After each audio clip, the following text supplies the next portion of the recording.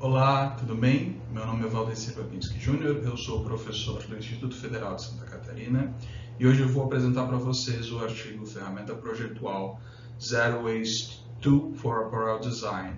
Esse artigo foi escrito em conjunto com os professores da Universidade do Estado de Santa Catarina, professor Dr. Lucas da Rosa, professora doutora Dulce Maria Holanda Maciel, professora doutora Neide Koller Schultz, professora doutora Ecléia Silveira. Então vamos lá, para entender um pouquinho sobre a ferramenta em si, a gente precisa entender o que é o Zero Waste Design, certo?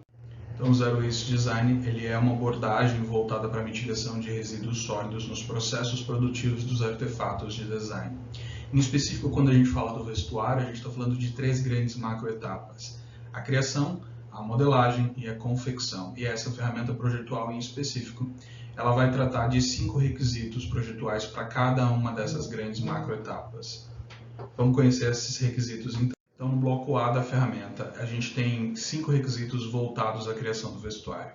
Esses são os 5 requisitos da ferramenta. O projeto apresenta qualidade estética e se adequa ao estilo das coleções anteriores da marca. O projeto está alinhado com as tendências do segmento no qual a marca atua. O projeto articula outras estratégias pró-sustentabilidade, além da abordagem Zero Waste. O projeto visa o uso de matéria-prima ecológica e certificada ou matéria-prima não virgem. E os processos criativos do projeto empregam meios digitais ou outras formas que não gerem resíduos.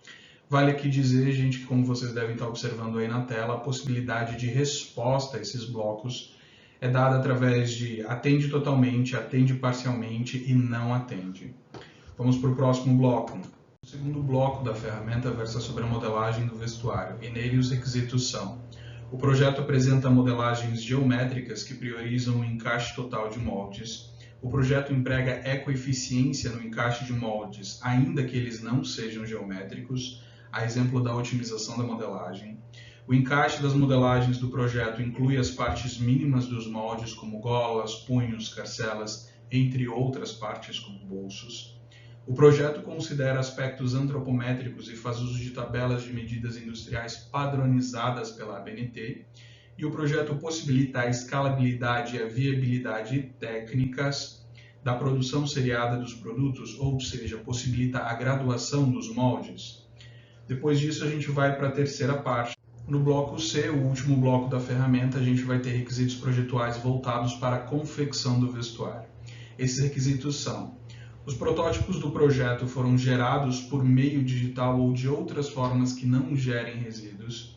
O projeto apresenta uma sequência operacional com um número mínimo de operações possíveis na montagem das peças. O projeto assegura a mitigação de resíduos em processos produtivos secundários, a exemplo da própria prototipagem, da pilotagem e de testes, entre outros processos.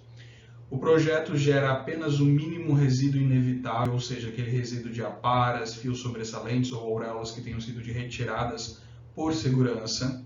E caso tenham sido gerados resíduos, estes foram reinseridos no projeto como inputs para outros processos. As possibilidades de resposta, mais uma vez, estão em atende parcialmente, atende totalmente e não atende.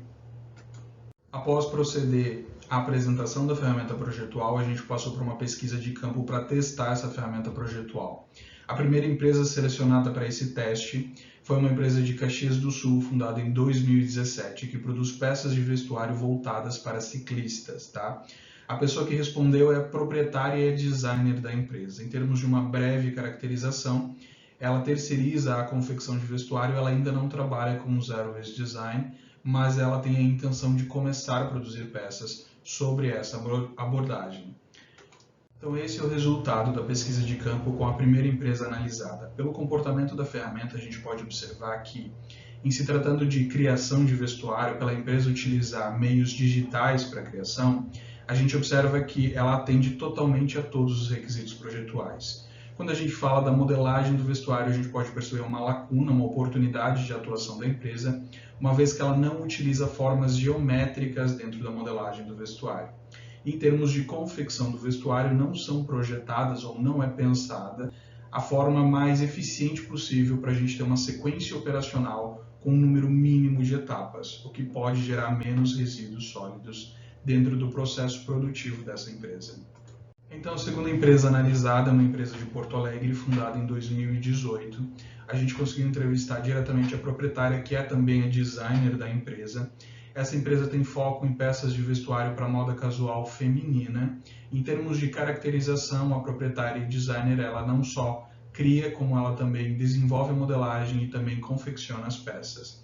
Ela já trabalha sobre a perspectiva do Zero Waste Design desde a fundação da empresa. Esse é o resultado de campo da segunda empresa analisada e a gente pode observar pelo comportamento da ferramenta que essa empresa não utiliza meios digitais. Essa empresa está muito mais baseada nos processos manuais e artesanais da produção do vestuário. A gente vê isso não só na confecção, como na criação de vestuário também. Em termos de modelagem, essa empresa desenvolve moldes que são geométricos. Então, logicamente, ela não precisa se preocupar com a otimização da modelagem, uma vez que, naturalmente, ela já produz modelagem pensada para isso. Como se trata de uma empresa que produz peças artesanalmente, a gente não tem aqui a escalabilidade e a viabilidade técnicas como uma preocupação da designer e proprietária da empresa. Em termos de considerações finais, então, o nosso artigo tem como principal contribuição aí o aporte científico para a observação e o diagnóstico de lacunas projetuais em relação ao Zero Waste Design.